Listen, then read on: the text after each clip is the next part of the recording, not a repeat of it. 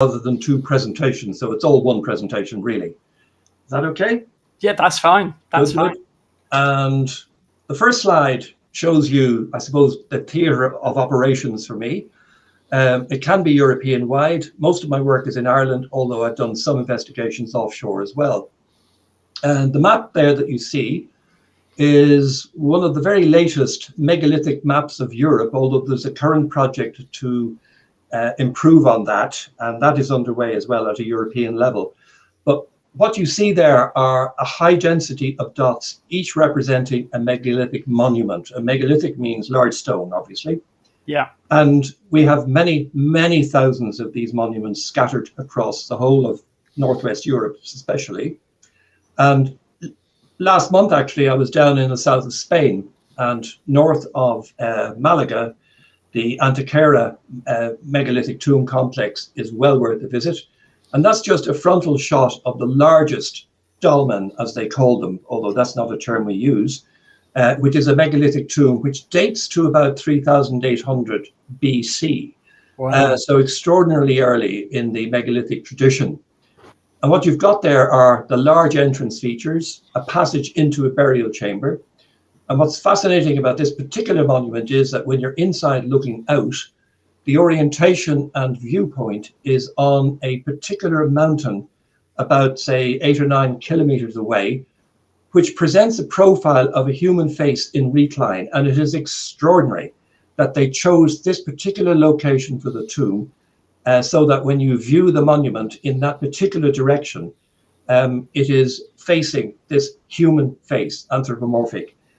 So that the mountain itself in the distance is part of the ritual landscape, the archaeological landscape of the tomb itself. So that's just a taster. The next slide shows you the timeline in which we operate in archaeology particularly. And down the left-hand column, you've got Mesolithic, Neolithic, Bronze Age, Iron Age, Early Medieval. The one at the bottom, Early Medieval, is the transition from prehistoric into historic. And that means before writing began, when writing began. If you look at the time frames for Mesolithic, that's extraordinarily early. In fact, we've now redated that to nearly 9,000 BC for the island of Ireland. The Neolithic or New Stone Age divided up into 3 sections. And you can see that in broad terms, they're roughly about 500-600 years in terms of depth, early, middle, and late. Bronze Age, Iron Age, all reflecting the introduction of metal, in a sense. What's important about archaeoastronomy and cultural astronomy is that we don't have the written record when it comes to Northwest Europe. So therefore, we have to make educated guesses, inferences, and sometimes conjecture, which can be a high-risk way of doing things. And I just threw in this because at the moment we have in Trinity College Dublin running a brand new exhibition for the Book of Kells, regarded as Ireland's greatest literary treasure. And it was started in the island of Iona and came to Ireland to flee or bring it safely to Ireland away from the Norse invaders of that part of the world up in the north of Scotland. And there it resides now since the 17th century in Trinity College. But this book, written around the 8th century, is regarded as a metaphor for the transition from pagan to Christianity. And we have older writing going back to the 5th century, believe it or not, but I don't have that example here. So that's really to make the point that before the early medieval, we do not have the written word, so we don't have written evidence. So everything has to be inferred from the monuments and the archaeological excavations and what they retrieve. An earlier form of writing, if you could call it that, is Ogham or Ogham. And in Ireland, we've got about 400 of these stones, and these date to about the 5th, 6th century. So just before writing came in, or in parallel with. Notice the grooves on the stones and notice the distribution map. We've got about 400 on the island of Ireland, but there's also a collection in Cornwall, Wales, and up into Scotland as well. And what these stones show us, and they have been decoded, they are engraved along the spine of the columns, and you can see that the length and spacing of the lines vary. And this is an early form of writing, and it's been decoded, and the alphabet is now known to us. And it tells us that these stones commemorate individual people or names in every case. So that was their function. And so they're an important source. So behind the Ogham stones and the era of that, we have got no written evidence at all. If we go off island and outside the Irish tradition or the British tradition, and you go to the Babylonian tradition, there is one very important discovery made in Iraq around, I think, 1880 or 1890. And this was a tiny jasper cylinder seal.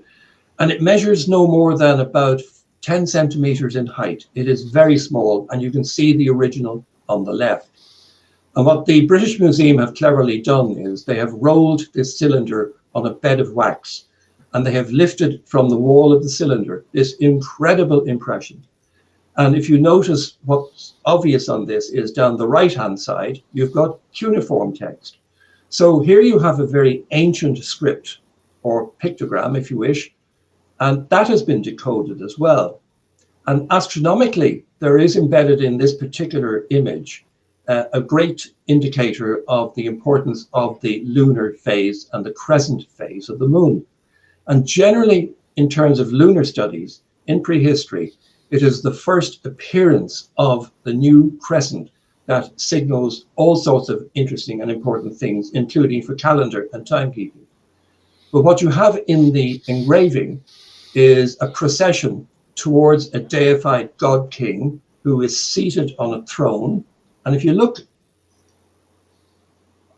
at the throne, the back right-hand leg of the throne is carved in the leg of a bull. And it is well known that there is a direct connect between the horns of a bull and the symbolism, symbolically, and the crescent shape of the moon. And this does recur throughout a lot of prehistoric artifacts, for sure. So what you have there is a procession towards the deified king seated on a throne with the symbolizing the moon. And this is dated to about 2100 BCE. When we come to Ireland, we go back to the Neolithic and the Boyne Valley, and I'll be coming to the Boyne Valley shortly. On one of the megatombs in the Boyne Valley, which is a gigantic passage tomb known as Knowth, there are 3 of them. Newgrange is one of the 3. And if you look at this inscribed stone, which is one of the curved stones which surrounds the base of the gigantic cairn, one stone in particular, this one, known as K52 in the sequence of curved stones, they're numbered archaeologically, bears embellishment which is widely regarded scientifically now as symbolizing the synodic phases of the moon. And I'll put my mouse pointer on the stone here. Can you see that? Mm-hmm. Yeah. I want you to start in the middle where I've got the mouse. And you've got this circular array or motif. And this is generally taken to mean the symbolizing of the sun. And what you have are an array of arcs which number 1 to 2 all the way cyclically around the stone and all the way back to 26, 27, 28, and 29. And you can immediately see that in terms of the lunar count or the symbolic count, this very strongly suggests the phases of the moon as would be observed. And what's very interesting here is that if you look at this, is a laser scan, by the way, so it is very high density and resolution. Let me just go back. I've just hit the wrong one. Have a look at the crescents. And we analyze these by zooming in, and we can infer that the crescents are in fact symbolized behind the symbol of the sun. Now imagine yourself in prehistory and you're looking at the sky and you have no perception of depth or indeed of what is behind what. And to an observer in prehistory, if something disappeared, intuitively, logically, it would disappear behind the dominant object. And that is what is depicted here and adds to the evidence that the moon disappeared from view. And hence we get this period, this 3-day typically period of dark sky, dark moon. And then you have the emergence of the new crescent here, number 1. So if you also look at this serpentine in the middle of the stone motif, and you count the number of turns, you also get 29. And the synodic cycle can either be 29 or 30. And in terms of prehistory, both occur in terms of the evidence that survives. So this is one of our really most important engraved stones in megalithic art. And what's interesting is that if you count all of the stones in Ireland which bear megalithic ornament, we have in excess of 70% of the total corpus of megalithic art in Northwest Europe. So something very special was going on this island in terms of megalithic development and advancement. If I jump to Orkney, you all know the famous Maze Howe Passage tomb. And Maze Howe Passage tomb was built a century or two after Newgrange. Nonetheless, there is clear evidence that there was connections and voyages taking place between the island of Orkney and the Boyne Valley down near Dublin. And artifacts were brought down, and there was trade, there was exchange. We have the evidence archaeologically. What's really important about Maze Howe is, even though it is later than or younger than Newgrange, it has a passage into the mound which is well recognized as being solstitially aligned on the winter setting sun. So this is an indication that some of these monuments have astronomical alignment. And we'll talk about that in a little more detail in a moment.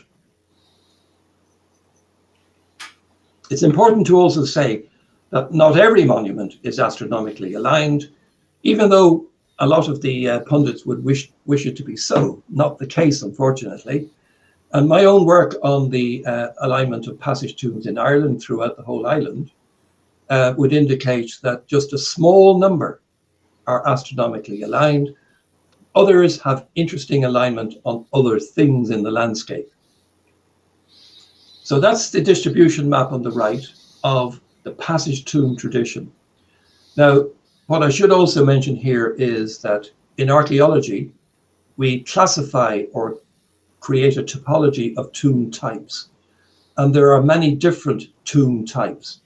But in all of them, and I'll give you the names, there are court tombs, wedge tombs, and then the passage tomb. The passage tomb came latest in the sequence. And in terms of sophistication and ornamentation and importance, they are ranked as being the supreme example of tomb building for a variety of reasons.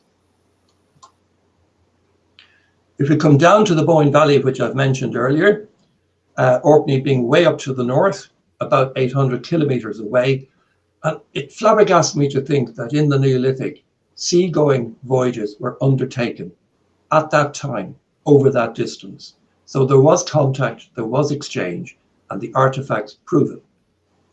But here you have a restored monument, passage tomb at Newgrange, 3200 BCE. And if you take a moment to dwell on the architecture of the monument, it is gigantic cairn, dimensionally about 90 meters in diameter. From ground to summit, it's about 12 meters. And surrounding it, you can see some standing stones, a ring of standing stones. And the very latest research on these now indicates or dates these to be contemporary with, I'm just going to go back for a moment. These surrounding circle of stones are contemporary with the monument itself. So all dating to around 3200 BCE. Why build a monument as big as that to house a small chamber inside in which were interred the cremated remains of, we now have the latest research to indicate, an elite. So it wasn't everybody who got buried in these tombs, and this research would indicate that at Newgrange at least, the remains of an elite were being buried.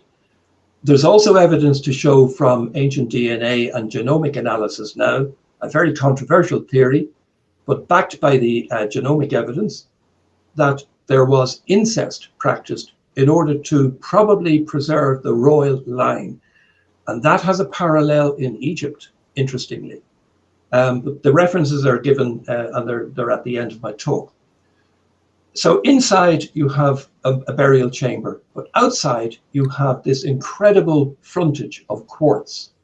Now, the restoration was carried out in the late 60s and early 70s by Professor O'Kelly, and controversially, he reinstated the whole mound, much of which had collapsed, out onto the ground between where you see the frontage now and the ring of standing stones. And he took the bold decision to put reinforced concrete behind to basically hold the monument from future collapse. And then he faced the monument with all of the quartz that was found on the site. So none of that quartz, and indeed the granite boulders which are dotted into it, were imported. Everything on site was restored. A lot of people find difficulty with this frontage, but internally the architecture is secure. The right-hand side map shows you a distribution map of these passage tombs. And as I said, you had court tombs, a different architecture. You had wedge tombs, a different architecture. And then you had the passage tombs. There's a little bit of overlap chronologically, but the passage tombs by far and away are the superior or premier crew, if you like, of the passage of the tomb building era. The black dots show you about 220 which survive on the island. The red dots show you those which have an indicated astronomical alignment of interest. And we'll chat about that in a moment. But outside, you have an entrance as you go into this tomb. Now, there is no other tomb on the island as sophisticated and embellished as this.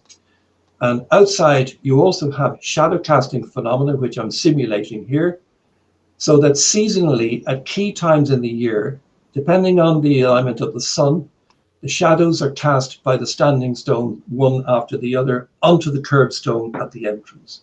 So that is one interesting phenomenon. And I've published a paper on that, which you can easily get now on the reference list, called Shadow Casting Phenomena at Newgrange.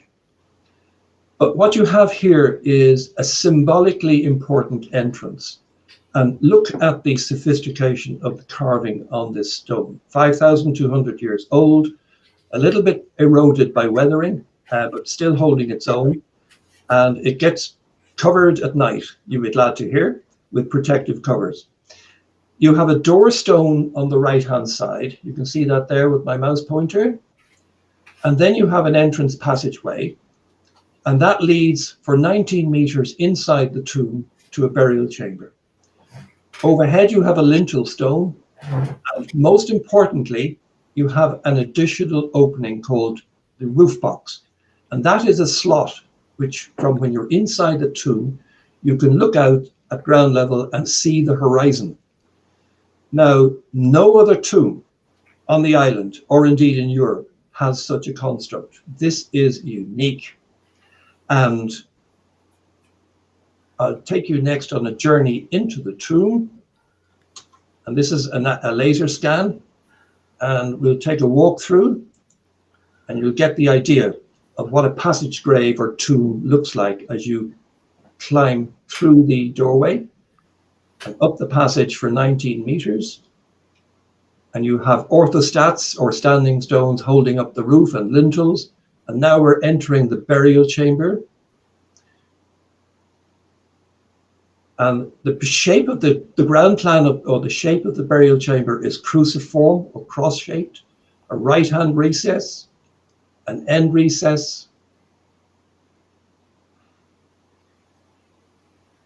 and a left-hand recess with a basin stone, which were the places they deposited these interred remains.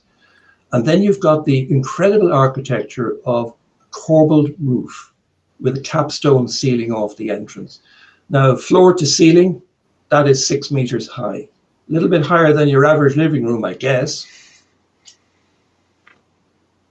What's also amazing is that the corbelled roof slab stones are inclined so that rainwater drains away outside the chamber And there are also, as was discovered during the excavations, grooves, which are rainwater or gutter channels. No other tomb ever excavated has shown the mechanism of taking water away from a tomb in such a manner. So incredible sophistication, and it still stands and has never subsided. When we come to look at Newgrange, and indeed Maze Howe, the one I just signposted earlier, we immediately turn our attention to seasons and sky and the movement of the sun, because Maze Howe, being a British example, and there are many others in Britain, and then several in Ireland, where there is an interest in terms of orientating the monument towards key celestial events on the horizon. Now, the obvious one is the sun, and the sun being the supreme celestial body, it makes sense that in prehistory, orientating and, shall we say, directing monuments in certain cases towards key points in the solar year would probably have been important, religiously, ritually, ceremonially. And there I've just taken a sort of a view of the sky compressed into through the year, and the sun's arc between the winter solstice, which we have just left, by the way, December 21. So we're only about 2 weeks after the solstice. And the arc of the sun in these latitudes is incredibly low. So when you're driving or cycling, you are utterly blinded. And any sharp day where there's a clear sky, we all notice that, of course. And that is the turning point or limiting point for the sun's position, apparent position on the horizon. If you go to the other extreme, the summer solstice, way up in June in the northern hemisphere, there is for this latitude, the arc of the sun in the sky there. So that enormous swing, which for the latitude of Britain and Ireland approximates to almost 90 degrees, which is an incredible amount of movement between winter solstice and sunrise, and also sunset. And this begs the question, were tombs aligned on the winter solstice only? Were they aligned on the summer solstice? Were they aligned on divisions between the solstices and even subdivisions, controversially? Well, we'll have a quick chat about that in a moment, but that diagram, I think, is very self-explanatory. If we now look at Newgrange, we have come through a period of research at Newgrange, which was unprecedented astronomically. It followed, I guess, a couple of presentations I did and a bit of writing I did, and then we had a major conference in Dublin. And following the conference, which was thematically focused on cosmology and skyscape and archaeology and archaeoastronomy, the chief archaeologist thought that a conference would be well attended, and it was. But they then decided to fund research at Newgrange during the period of COVID. And it was the manager of the Newgrange Centre, Claire Tuffy, my great colleague, who suggested that if we're going to be closed for COVID and no visitors are allowed into the chamber, especially at solstice, can we do research to take advantage of the vacant tomb? And the chief archaeologist immediately grabbed it with both hands, and we had a meeting, we had discussions, and a major research project was launched, which used video cameras, digital cameras, and we installed them. And there was an incredible effort in terms of capturing the solstice.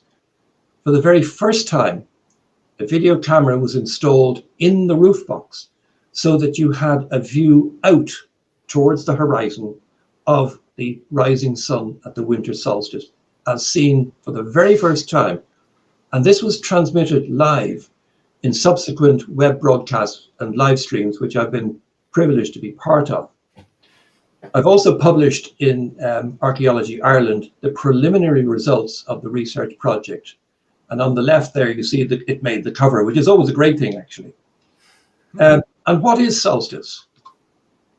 It's a phenomenon which obviously is worldwide for both hemispheres, and culturally, in prehistory, is well known to have been ceremoniously and ritually marked by festives, gatherings, You can take Stonehenge in Britain as a classic example, with enormous crowds gathering at both solstices.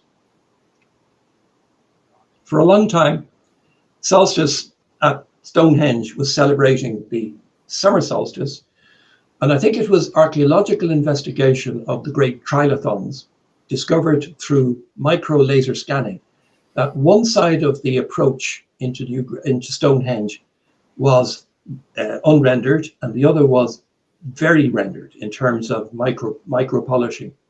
And that suggested strongly that the view direction of interest should be the setting sun at the winter solstice at Stonehenge.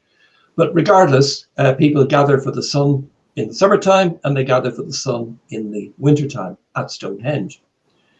Here at Newgrange, and I've just constructed this typical diagram of what the solstice is.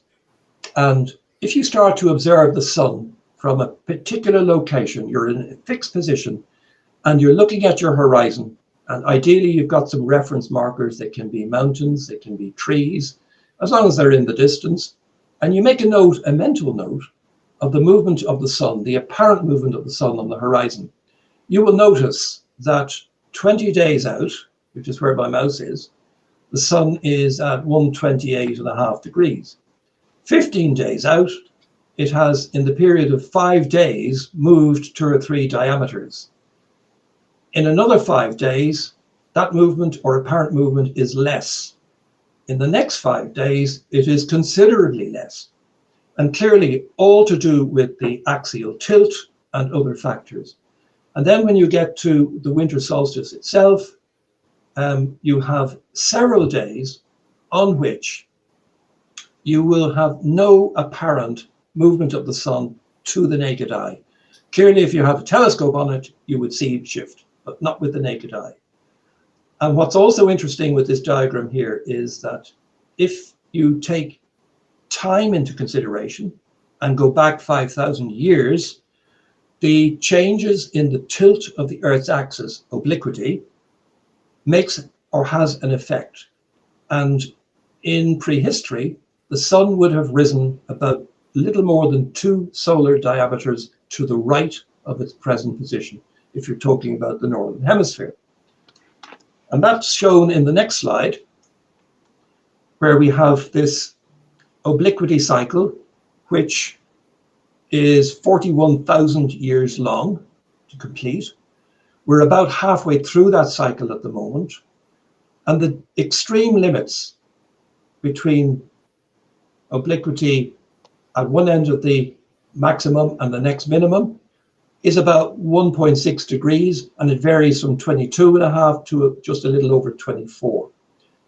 Even though angularly that is quite small, that is sufficient to produce quite an effect on sunrise apparent position rising and indeed setting. And what I've done here is I've simulated the view through the roof box. Now on the right top, you see looking inwards into the chamber from the outside. So that is the actual opening, which was specially constructed.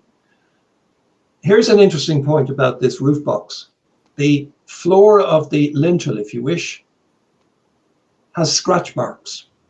And they discovered during excavation one large quartz block, which was inserted into that opening there, suggesting, because of scratch marks across the entire length of the lintel, that other quartz blocks which were missing would have been used to block up or close off that roof box periodically. And the hunt has been on for many years to find the remaining quartz blocks. They haven't been found, but one certainly was. And what's this telling us? It's telling us that in the Neolithic, the users of the tomb had the power ritually to control the light. So light, sunlight, solstice, burial, they're all interrelated, and they're all controlled or capable of being controlled or manipulated by the insertion and removal of the quartz blocks. Quartz, being a very special mineral, was sourced in County Wicklow, 80 kilometers to the south on the mountains. You remember that slide of the frontage of Newgrange? All of that quartz was brought a distance of over 80 kilometers up to Newgrange. Now that is one considerable effort, irrespective of the effort that went into building the huge tomb itself. They also went to the coast to the northeast of Newgrange to procure different kinds of geology or lithics, especially granite cobbles, and they were brought down. So great attention and interest was given to particular stone types and color, and especially quartz. Quartz is generally regarded as having been imbued in prehistory with enormous religious, cultural symbolism. It meant something. So the bottom diagram there shows you the view through the tomb as it is now, AD 2000, and then 5,000 years ago. And that simulation I've created using a blend of, astronomical software and, photographic imagery of the view outwards. So we can actually tell a lot about what went on then compared to now. The obliquity cycle will be well known to you, and we are currently about halfway through that cycle. Now, the problem is that when Newgrange was built, you're talking about 5,000 years ago, so where my mouse is, the sun was there in the obliquity cycle. And between then and now, it has moved about 2 diameters, a little more than 2 diameters in azimuth. And it will continue, that cycle, it will continue up until 11, 12,000 AD. So at the moment we were, that's going the wrong way on this graph. So about 5,000 years ago, the sun was there, it's here now, and we are losing the sun at Newgrange. And if you go back to that previous image, you'll notice that currently the track of the sun, when viewed from the burial chamber, is very much to the left-hand side of the window or roof box. In the Neolithic, it would have been much more central. So they were targeting and aligning the passage on the sun as it was rising then. And our knowledge of astronomy does allow us to make these corrections and changes. So Newgrange, the bad news is, will go dark, I would reckon, in a couple of thousand years, which is why I've suspended my retirement. I have to be here to see the darkness. Anyway, that will happen, and it's inevitable. And the heritage people don't want to know. Bad news. And here we have a little simulation which shows you.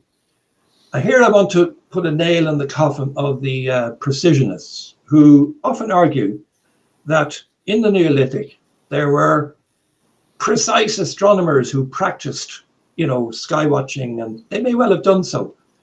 But all you need is reference markers on the horizon, and you need a memory. And once you've got those 2 factors, you will intuitively know year after year where the limit of the rising or setting sun will be, winter or summer solstice. It's actually quite easy. Conveniently at Newgrange, there is in the distance an array of conifers there. And I've suggested again to the heritage bodies that we need to put a preservation order on these trees forever. The reason being, when I play this, you will see where the sun rises in the present day, about here, and 5,000 years or so ago in the Neolithic.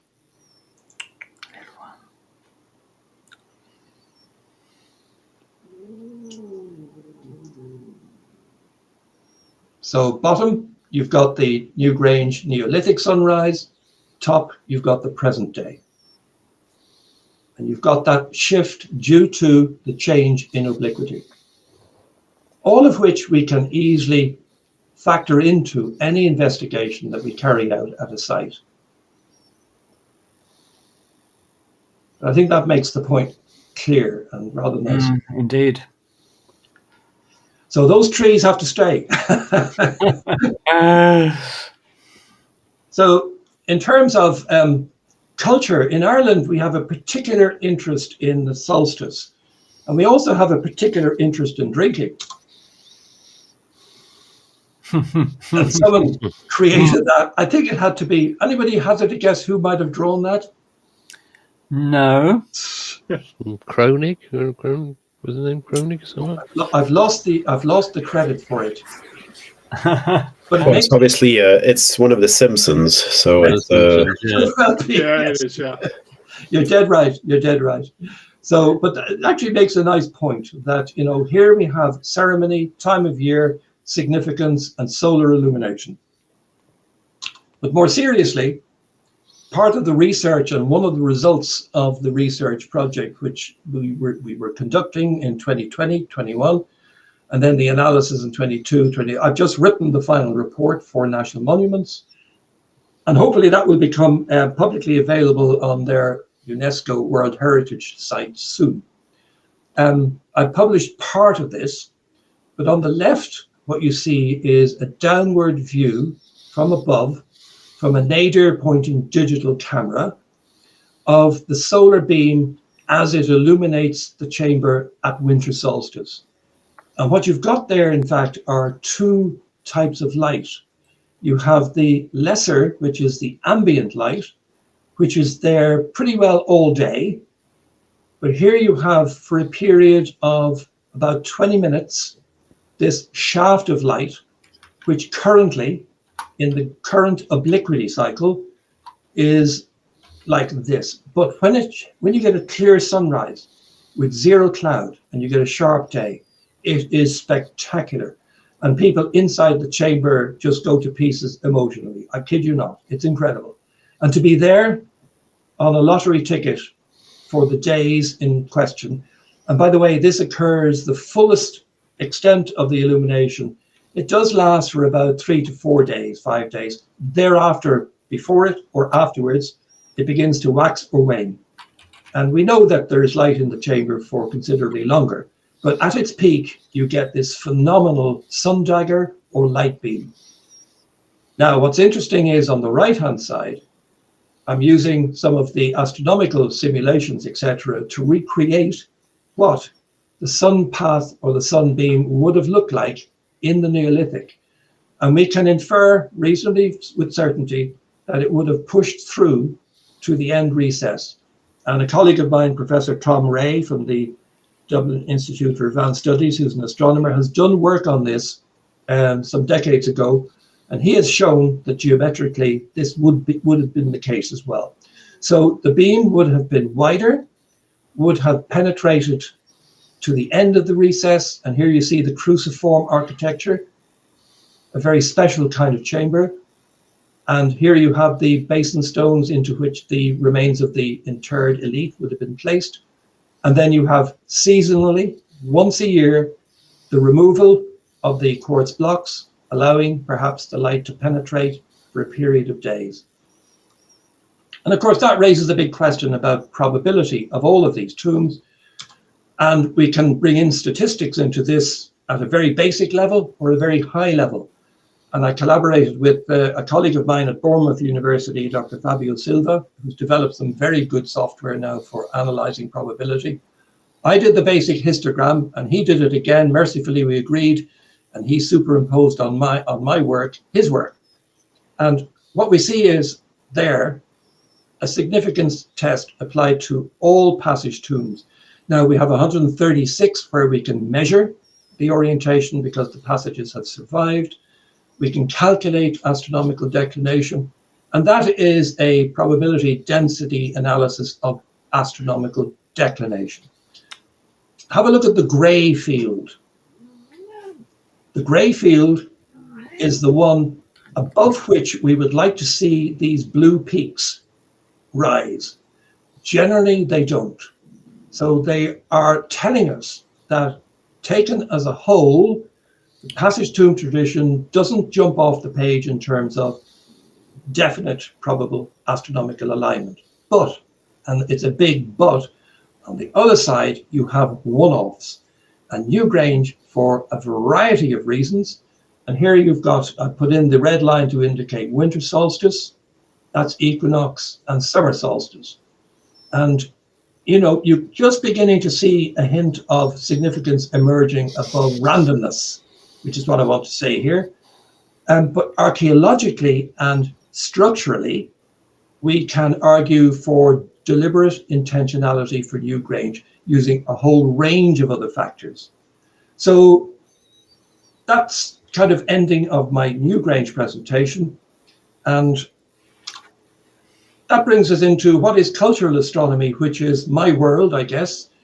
And it's a blend of ancient cosmology, and cosmology is something that you would understand from a modern perspective. And interestingly, cosmology in the modern sense and prehistoric cosmology fundamentally ask the same questions. Where are we in the universe? What is our place in the universe? And in prehistory, it would have been exactly the same. Archaeoastronomy is the tools and the nuts and bolts of analyzing. And then ethnography is all about using evidence from living indigenous cultures who can tell us things about practice and religion and, ceremonies, which have been long lost in many cases. Our methods and our inquiry, I've just listed them very quickly there. Lots of field work, lots of site surveys, and then the computations with astronomical modeling. Spatial sciences, I use GIS a lot, I use terrain modeling a lot, and statistics a lot. And then what's it all for? Well, we're trying to add additional layers to archaeology to understand the cultures better. Anthropology, literary software, we have a very developed literary resource now in terms of publications worldwide, going back over decades. And then we have other tools like software, terrain height data, and ultimately, the bottom one, what are we trying to do? We're trying to extract new knowledge from old sites. That is the purpose of our work. The second site I want to show you jumps forward in time to the Iron Age. This one's quickly, just to tell you quickly, a phone rang.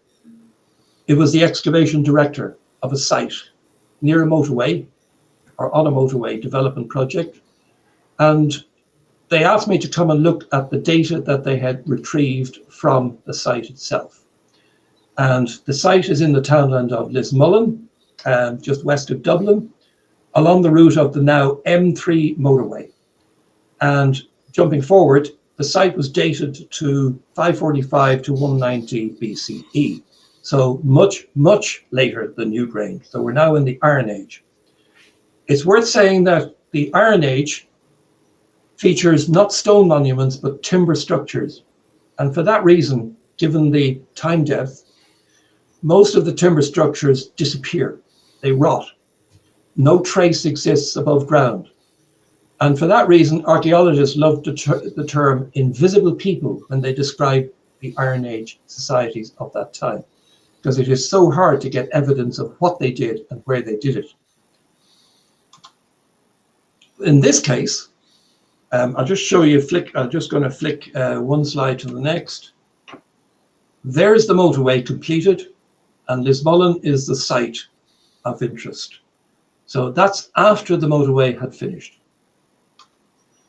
Here is the development drawing, and it shows you the alignment, design drawing, the civil engineering drawing of the motorway, because I've worked in road design, I've worked on motorways, I've worked on setting out, and I have an intimate understanding of what goes on. Superimposed on the landscape. So greenfield site, motorway design, and in the middle of this motorway, at this particular location, was discovered something truly exciting, regarded by archaeologists as perhaps the greatest find in the recent decades. So that's the site. And if you can imagine, the ground is dug out now. And if you can imagine a tangent line going across in midair to that side, and you're driving the motorway, if you're in this location on the curve, you are driving underneath the ground that held this site. The site was recorded, and then the motorway dug. Now, that caused huge distress to objectors. saying the motorway should be rerouted. This site cannot be destroyed. But from a legal point of view, we have an instrument called record preservation by record. In other words, if a major project like that hits archaeology, all we have to do, all they can do, is record it, remove the artifacts if they are removable, and then the project goes ahead. You cannot stop a motorway alignment in mid-construction phase and reroute it. Not possible. You'd have to abandon it. There's an aerial view of the motorway take, which is the pale strip, and that's done by topsoil stripping. And you can see, can you see the circular feature? Mm-hmm. Looking very carefully, this is going to become very obvious in a moment. You've got an outer ring and you've got an inner ring. And part of it is outside the motorway take. So in fact, that ground is still in situ, so undisturbed, and is left.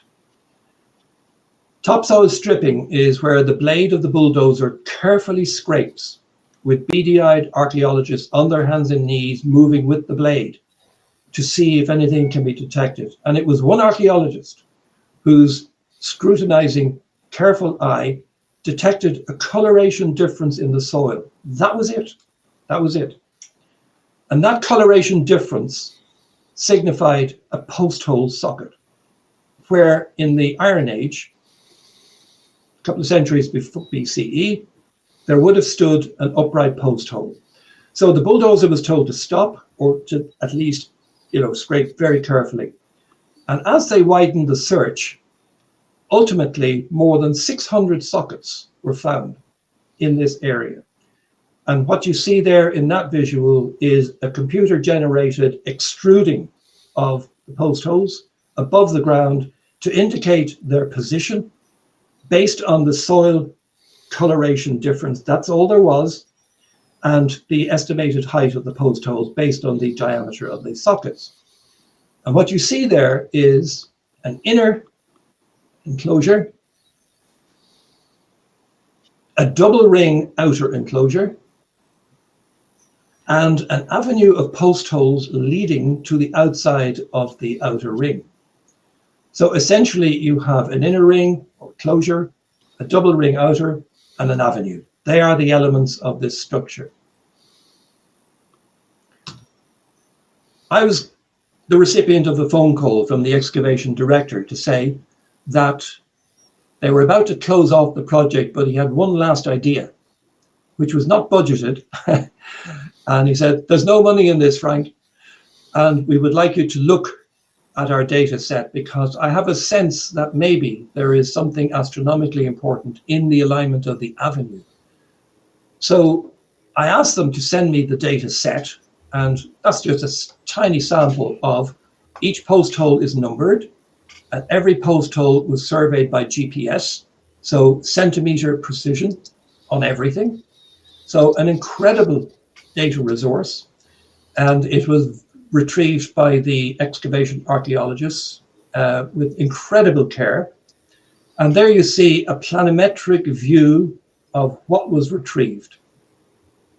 And here you have the inner enclosure.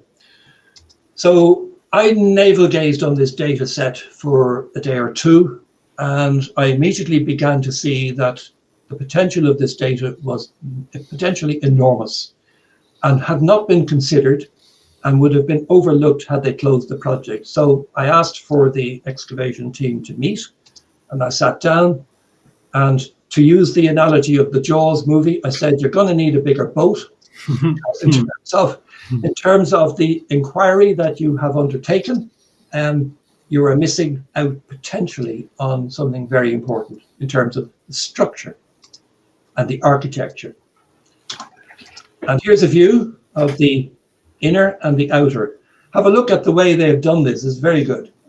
They've used the archaeologists and construction workers to stand along the line of the outer enclosure to give you a sense of scale. And then you have the inside or inner enclosure here. So that conveys very well. And here's the bit, by the way, which is still in situ. And here you have a side oblique view of the post hole sockets as they were cleaned out. So all you've got are infilled different color soil, which is then removed carefully to reveal the diameter of each socket. There you've got the inner enclosure, but here you have a trench feature. And this trench feature would emerge as being extremely important in a ritual and ceremonial sense. And they termed it the slot trench, because in it they discovered the burnt remains of animal bones and nuts, particularly hazel, suggesting that this was a place where they deposited or made offerings.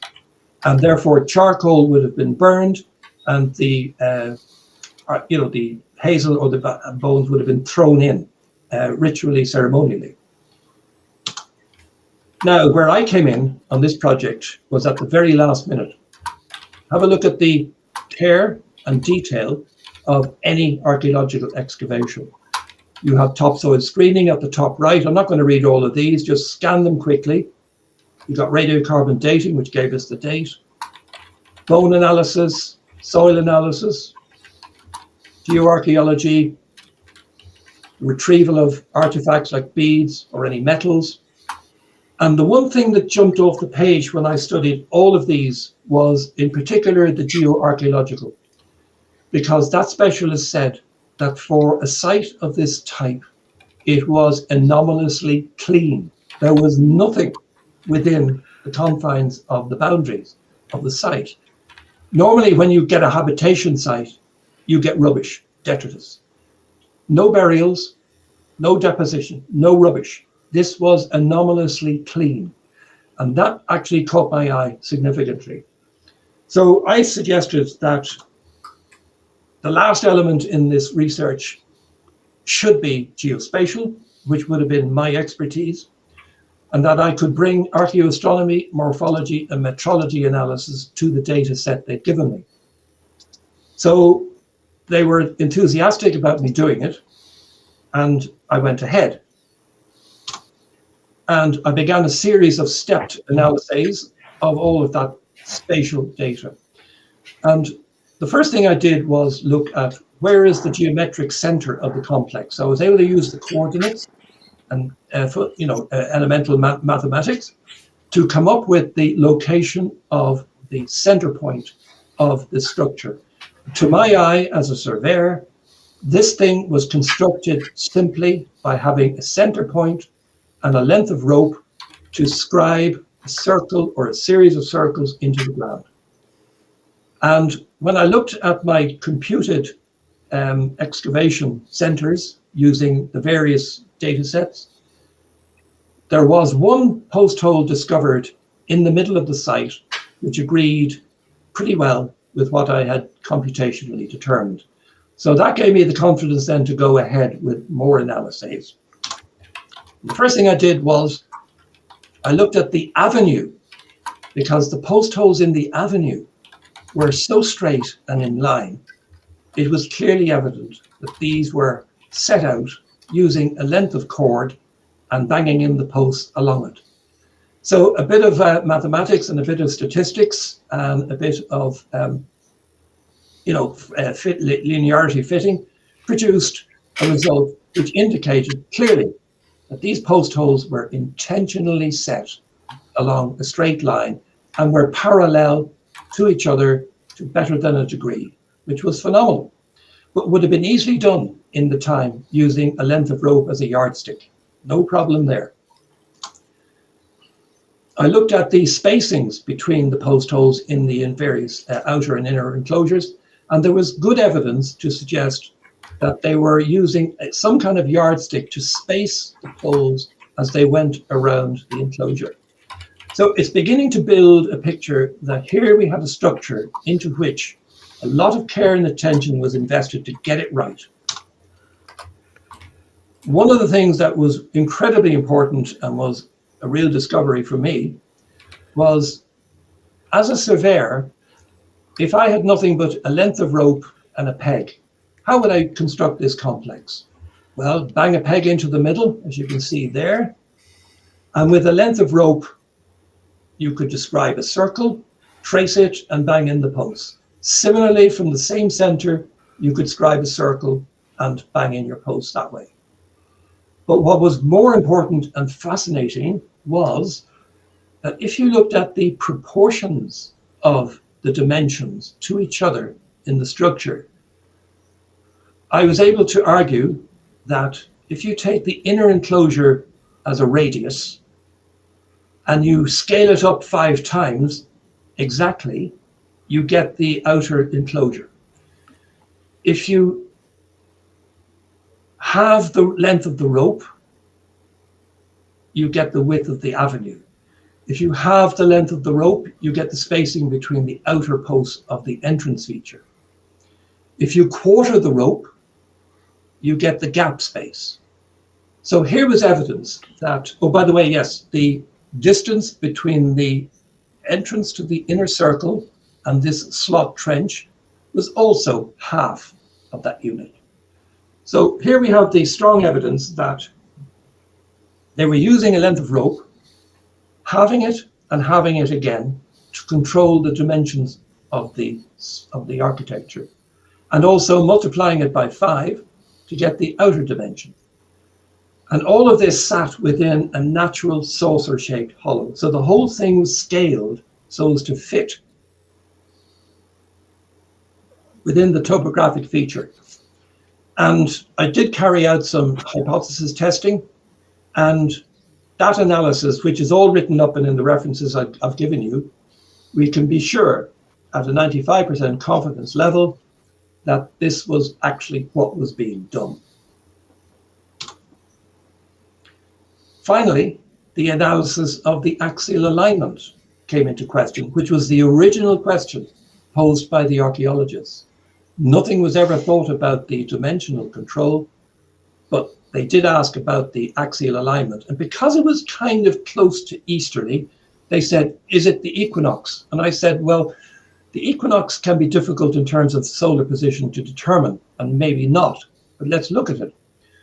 So using the bearing of the avenue and the altitude of the horizon, I was able to calculate then from azimuth to get the astronomical declinations of the sun, upper limb, lower limb out of the horizon, and also the moon.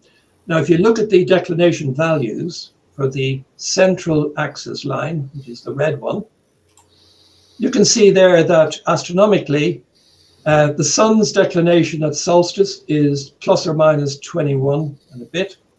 At equinox is near enough to 0. So nothing there to see in terms of solar alignment, not obvious. Also the declination of the moon, no maximum declination or as major limit of the moon declination, which you would expect to see as a 28, 29 plus or minus. So nothing in the moon declination either. So something else was going on, which posed the next question. We can simulate these things now using astronomical packages and blending imagery into them. And the sunrise on the avenue is occurring in early April, late August. Now, that may or may not have been significant to the users of the site. And when we look at solar alignment, we raise questions then about solar cosmology, solar cult, deified sun, as in the case of Newgrange or Maze Howe, for example. What kind of ceremonies would have taken place, if any? And are there seasonal links tied into perhaps the ending of the harvest and the celebration in a post-harvest period before the onset of winter?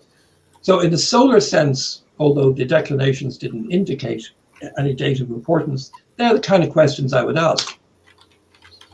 When it comes to the night sky, which was the next obvious way of looking at the site, we take into account precession. We know the date of the site. We knew it was a couple of centuries just before year 0. So that allows us then to factor in precession, which has a considerable effect on what stars will appear where on the horizon over time. And manipulating the site imagery into stellarium or other kinds of packages allows us to simulate, what might have happened in prehistory. And it was my inference that in prehistory, at this time, the rising Pleiades would have been above the avenue for several months, from late August to early November. And that could have been significant in a ritual sense, post-harvest, pre-winter. And I've written up about the Pleiades and culture, as many others have, and that's in my reference list too. But what fascinates me is that you're in the circle, you're in the center. It's a sacred space, perhaps. It is a ritual space. And in the slot trench, you have a fire, and you have, from late August to early November, the rising of the Pleiades, which, by the way, you don't ever see on the horizon. The Pleiades, being a faint cluster, needs to have risen a few degrees before you actually see it. And the simulation would allow me to show that as well. So there was a theory which the archaeologists jumped on. And I said, hold on, it's a theory. But no, they bought it. And I couldn't stop their enthusiasm. But anyway, these are all theoretical perspectives and plausible inferences based on good data and good science. There's a different view looking in, where the archaeological company I worked with on the project reconstructed the monument to show how it is palisaded in a sense and how it might have looked in prehistory. And they know that that is the case from all of the vegetative remains that were discovered in the soil, including, by the way, decorative floral wild roses. So it seems as if this was a revered site, as I said before, archaeologically and chemically clean, no habitation, no burials, probably therefore reserved for assembly, ritual and gathering at auspicious times of the year. And the final slide there is really just to convey to you Lismullen enclosure from an ancient cosmology perspective. It is now widely understood that in prehistory, based on anthropological and ethnographical information, that people regard the world they live in as a tripartite world. By that I mean, you have the lived-in landscape, you have the underworld, into which all celestial bodies set, out of which all celestial bodies will rise, except for polar stars, of course, circumpolar stars. And then you have the overhead dome, which is the other world, which is the perspective, that people in prehistory would have grasped as being the dome studded by sky objects, which moved seasonally, rose and set on the horizon. And I argue a lot and have written a lot about the importance of the horizon as being a liminal feature out of which and because of which the astronomy, the apparent astronomy of sun rising and sunset, Pleiades rising and setting, the moon rising and setting, that the horizon needs to be considered also as a domain of power. And that is my ending of my talk. So thank you for listening. And my references are at the end, which I think Andy will circulate to you. So happy for questions. Thank you very much indeed, Frank. That's absolutely very interesting. Absolutely fantastic. Very interesting. A lot of food for thought there. Before we go over to the panel, can I just ask you a couple of questions, Frank? Yep.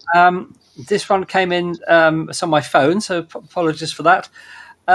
Robin Edgar of the Irish Megalithic Research Group says, what do you think of his and other researchers' hypotheses that solar eclipses are represented in the megalithic art of Lachcrew, is it? Knowth and Dowth? Well, My view on that would be, and I would be very much with scholars of megalithic art like, Professor Maurice O'Sullivan and some others that I know. We obviously have no record of what was intended, and the meaning of megalithic art is a hugely contentious subject. In some parts of Western Europe, there are clear indications on some of the engravings where the art represents anthropomorphic form, or it can represent, for example, implements used like spears, stone tools, axes. There are a few examples of that. In the Irish tradition, apart from one stone at Knowth, which George Ogan thought was representative of a human face in a sort of a vague kind of a way, outside of K52 at Knowth, which I illustrated as being a very good example of representational art with meaning, which could be astral in its association. The idea of eclipse, I'm very firmly with many astronomers on this one, that prehistoric people, unless they engaged in long-term keeping of astronomical records, there is no possibility that they could have predicted eclipses, in my view, at that time. Right. That would be my strong view on that one, at that time. Okay. Actually, I've just noticed that Robin's actually in the chat. Hi, Robin. Thank you for joining us. I don't know whether you can see the chat window, Frank. Yep. Yeah. If you Coming up. there's a further question from Robin. Yep. I don't know whether you can see that. Beginning, does Dr. Prendergast agree that? Yeah. Okay. I mean, it is a theory. What I like about K52 at Knowth is that there are complementary strands to the idea that they are depicting or transferring what we call in cultural astronomy cosmovision down onto the stone. And it's almost as if they are imbuing their worldview onto the face of that particular stone. If you look at the individual motifs on K52, they do occur on many, many other stones, but not arranged in the sequence that they are found on that particular stone. So K52 is extremely important.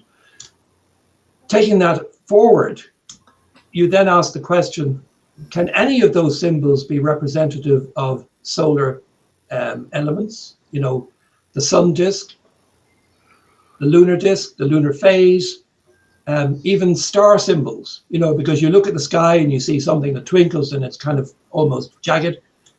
It is conceivable, but it can't be argued, I think, very strongly. And, you know, it's up to I think it's up to the individual as to what they want to see in the art. But I would be fairly secure, as other eminent astronomers who have looked at K52, I would be reasonably secure in saying that that particular stone is representing the sky and the lunar synodic cycle, which is so obvious and it is so easy to observe and mark. You can measure your time, by the way, to about 2 days of accuracy in the synodic cycle without difficulty. And I've tested a couple of friends of mine just to try and sort of say, where in the month do you think we are? And invariably, within a day or two, they're right. So as a fundamental timekeeper, the moon is certainly the prime body in the sky. As regards all of the other art, there are so many theories and so many ways of looking at it. I think it's best to leave it to the individuals. Yes, indeed. Right. I do not have a monopoly on interpretation. Okay, thank you. We have another question from Elena here, who says, could it be possible that the quartz stones were transparent enough to let the light pass into the chamber without being removed? Keith, our resident geologist, has already pointed out that the vast majority of quartz is opaque and white. Isn't that right, Keith? Yeah, that's correct. Yeah. That's correct. Yeah.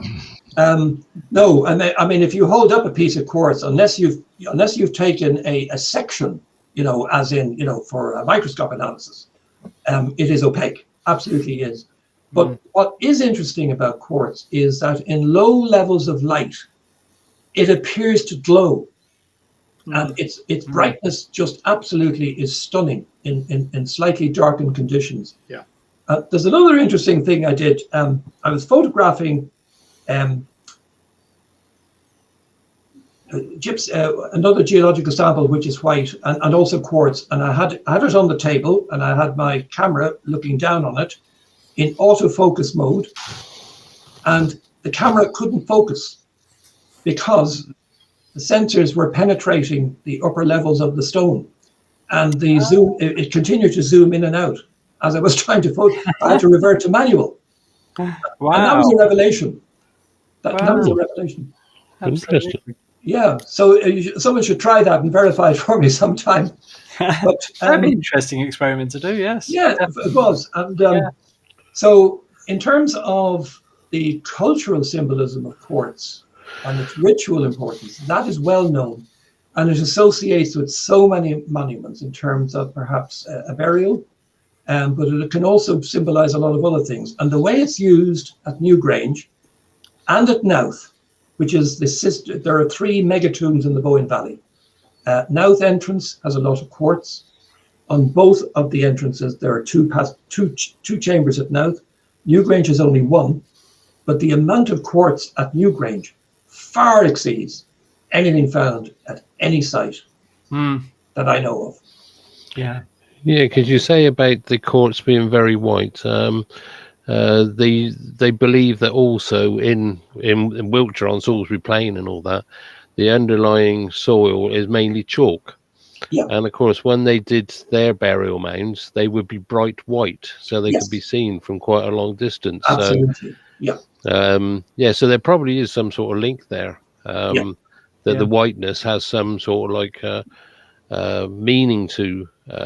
Like I said, also acts like a beacon, because on the Ridgeway they had a series of burial mounds that, of course, would have gleamed out white. On the top of on top of the ridge. So it. It's just interesting. It's just amazing to sort of like try and fathom what these people were thinking. As you said, it's absolutely.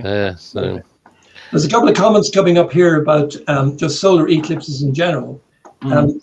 What I should do is distinguish between the ability to predict a solar eclipse in prehistory, which I would refute, as against if they observed or witnessed a solar eclipse phenomenon, then perhaps that could have been transferred as something special down onto stone.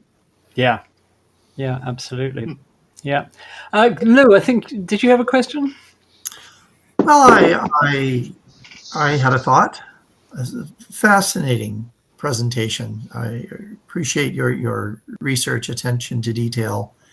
I've been to Newgrange, not on the solstice, but they would flip the switch and the chambers would light up, that kind of thing. But the thought that I had was on your last set of slides, trying to understand the alignments for this wood henge type structure. And you mentioned the Pleiades. Mm-hmm. So Samhain was a celebration that was tied to by the ancient Celts, right? Which was tied into the Pleiades crossing the meridian, being opposite the sun. Is this is there any thought that this could be related to this cross-quartal holiday? Well, you mentioned a few things there, like in a calendrical sense, and the ancient calendar can only be verified or substantiated, as in the divisions of the year, into the so-called Celtic festivals, Samhain, Lughnasadh, and all of that. They really are understood to have emerged in the late Iron Age, early medieval period. Certainly not in the time of Newgrange that we know, and there is no evidence for it. And generally speaking, scholars who have studied the astronomy and the monuments collectively, and I've looked at this as well, would say that in the Neolithic, in the Bronze Age, we cannot propose that there was any kind of calendar in use in those periods of prehistory. The Celtic calendars, as they're so called, and divisions of the year around those dates in question, they emerge in the early records and annals around the late Iron Age and into the beginnings of the early medieval, which is also when you get writing beginning to appear in Ireland, especially. But what's interesting too is in the writings of Caesar, who had contact with the Druids in Britain, their evidence would show that they were celebrating. And here you're talking about 100 BC. So it makes my point that in the time of the Druids, there was certainly a calendar system. And interestingly, the Druids are also known to have counted or measured time, not by days, but by nights. Ah, interesting. Yes. And that is written down by the scribes of Caesar at that time, who were in contact with the Druids. There's also contact between Ireland and the Druids. There was a famous centre in Anglesey in Wales. And in Wales, there was a Druidic centre to which Irish are certainly known to have gone, because certain artifacts from Ireland have been found in Anglesey, so that you can attribute a journey made from here to there. So people were in contact with the Druids at that time. So you're talking about 100 BC, 200 BC, there or thereabouts. What's interesting too is this notion of Celtic. We are Celtic linguistically, but we are not Celtic racially. There's a big statement. And the Celtic language, of which Ireland is just one of a whole grouping, is certainly well understood. But the Celts themselves, as a mid-European race, certainly never came here. But Celtic influences are certainly here. And that's indicative of trade and exchange and contact. Right. So you get Iron Age, Hallstatt, decoration on swords and scalbar, all that sort of stuff in Europe. And the same stuff appears here. And it indicates that there is trade and exchange and contact going on, as you would expect. But from a Celtic, to label us as Celtic is actually a little bit of a misnomer, I think. Okay. Yeah. We make a lot of money on it, so don't knock it. We were talking about, as you said, the second part of your presentation was about sort of like a wooden henge. Well, of course, we've got the same sort of thing with Stonehenge. Everybody sort of like associates Stonehenge with the standing stones that are still there now. Yeah. But that's what they associate as being the monument. But the monument to the landscape extends far beyond that, and you go 2 or 3 miles to, I think it's the northwest or east, and you got a place called Durrington. I know it. And there they found a massive henge which predated. Which predated Stonehenge. That's and right. again, that was a wooden henge. It was. And also Stonehenge, where they put the lintels on the actual standing stones and that, they actually used wood making techniques. They used mortars and... That's absolutely right. Yeah. Which is astonishing. Yeah. Which is astonishing. But what's important about these landscapes and archaeological complexes is that they are multi-phase. Yeah. They don't arise instantly with the click of a finger. They have a time depth of many hundreds of years. And Stonehenge being a classic, the more they dig, the more further back they go. And what's also interesting about Stonehenge is that it was a place of gathering, and people, it was a destination. It was the go-to place, especially they think at winter solstice. And that's very useful evidence because of the way that the depositions are analyzed and the feasting that went on. All the evidence is in the ground, and you get more and more retrieved evidence to show that. The important parallel for that is that we can apply that kind of thinking to say that at Newgrange, people gathered probably seasonally, as they do today, which is fantastic. And Lismullen, probably no different.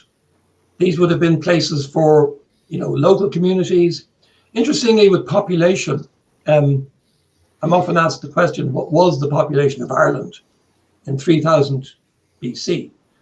And I had done my own very primitive investigation, but more serious scientific excavation came out with a figure of about 500,000 in the Neolithic at that time. But if you think about it, 3000 BC is the Neolithic, say the middle. Human habitation goes back a further 6,000 years before that, which is astonishing. Yeah. So you have what are called Mesolithic, hunter-gatherer societies who obviously traveled as the ice sheets retreated. So you're now getting into glacial and post-glacial analysis of landscape, which is an amazing subject. And as you see the ice sheets retreat and the climate warms, people are moving northwards and beginning to settle what was previously uninhabitable terrain. There were also obviously much lower sea levels because ice had been abstracted by the ice sheets. And interestingly, I was looking at the latest project on glacial covering of Ireland in particular, but Britain as well. There's a project that was run by Sheffield University called BritIce, and it incorporated Irish and British geologists.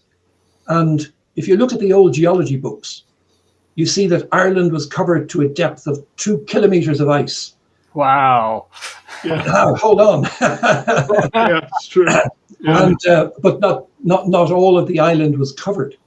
The latest research would show you that Ireland maximum ice sheet thickness was about 900 meters, but the total island was covered and offshore as well, going out onto the continental shelf. So it was a much bigger ice field, but not as thick, probably about half.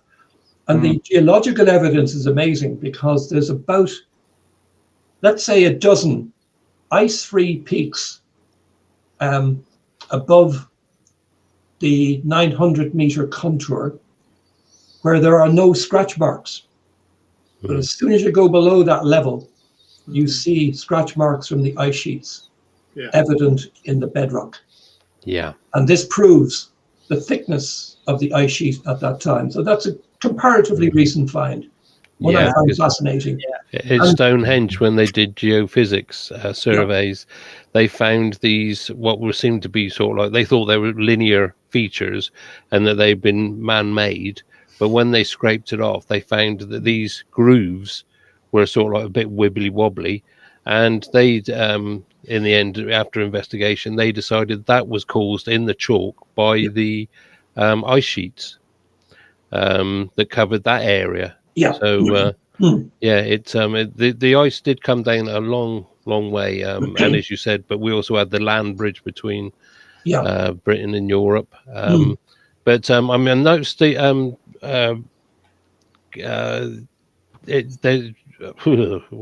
has just put up a picture of what is known as Woodhenge. Oh yeah. Now that's not the henge I was talking about. That was actually a massive hut. It was a sort of like a hall, and that was all the post holes, and that is just next door to Durrington Walls, which is where the big henge was. And of course, the big henge was a meeting place. As you said, people would congregate there. They'd have big feasts, big festivals, because of the middens. They could tell, and they knew there was lots of pigs, cattle, bones, and things like that, and they could tell by the bones how old the animals were, so they knew when they were meeting there. But that is, like I said, that's Woodhenge that's behind Keith. But in the middle of that, in the centre of that, because that's all where the post holes were. It was a very dense building, but in the centre was the burial of a small child. Exactly. And and like I said, Durrington Walls was a massive. They've even got this is where people lived when they come to actually build their monuments, and it was where they think that these people resided while they were actually building Stonehenge, because there's no evidence near Stonehenge of any domestic places, homes or anything like that. So I could go on for ages about it. Well, actually, I'd love you to, Daz, but we need to start drawing things to a close as times get on. So we'll have to have a part two. As you can see, Frank, on the screen, a thanks from Robin. Thank you, Robin, for being here. Thank you, and I'm really enjoying being part of your Facebook group, the Irish Megalithic Research Group. very interesting it is. So thank you for that. We've got a few other thanks from Gerard says thanks for a fascinating presentation. And I think everybody has thoroughly enjoyed that. Yeah. So a Thank you, big Frank. thank you to Frank. And panel, I think we should give Frank an appreciated round of applause. Yeah. Yay. Thanks for putting up with me. Thank you so much for being with us tonight, Frank. It's very kind of you to spare the time to be with us. No, delighted. The references, Frank, we're referring to, if you look in the description of this video, the references are in there. Good. So if you want to investigate these subjects further, there's plenty of reading material that Frank has kindly supplied for us in those links. So there we are. And that's it, really. I'd like to say, obviously, a big thanks to the panel tonight. I'd like to thank you, the viewers, for joining us for our 1,000 subscriber special. And I think you'll agree with me that it has been very special indeed having Frank here and listening to amazing things. Yeah. We will be back next week when Keith will be telling us about criminal astronomers. So Not for very long. Most of them got away. yeah, and I even get a thank you from Robin. So my absolute pleasure, Robin. I'm glad that you could join us, and don't be a stranger. Do drop into Space Oddities because we cover everything to do with the universe on Earth, as it is in heaven, if you like. So, yeah, sorry.